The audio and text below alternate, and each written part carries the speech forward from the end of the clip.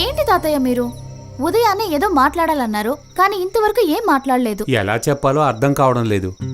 ఉమ్, India రాను అనడానికి ఇది కూడా ఒక కారణం.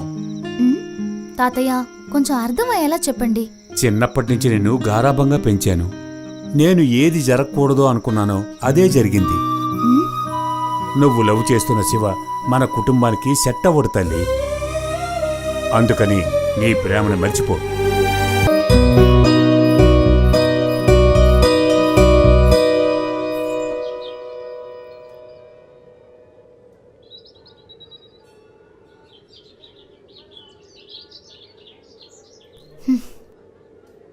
ఎప్పుడు చూసినా ఎందుకు నువ్వు ఇలా మౌనంగా ఉంటున్నావు?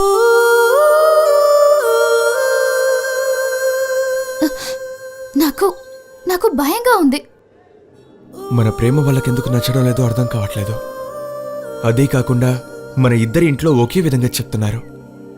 అది ఎందుకు తెలియడం లేదు. అసలు మన ఇద్దరి కుటుంబాల మధ్య సమస్య ఏమై ఉంటుంది? నీలాగే నేను, కానీ నువ్వు అమెరికాలో చదివావు, నేనిక్కడున్న వైజాగ్లో చదివాను. ఒకవేళ నా చిన్న వయసులో ఏవైనా జరుగుంటుందనుకుంటాను. ఎందుకు ఏడుస్తున్నావు?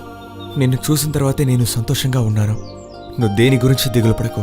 ఏ సమస్య వచ్చినా సరే నేను నిన్నే పెళ్లి చేసుకుంటాను. రా వెళ్దాం. శివ.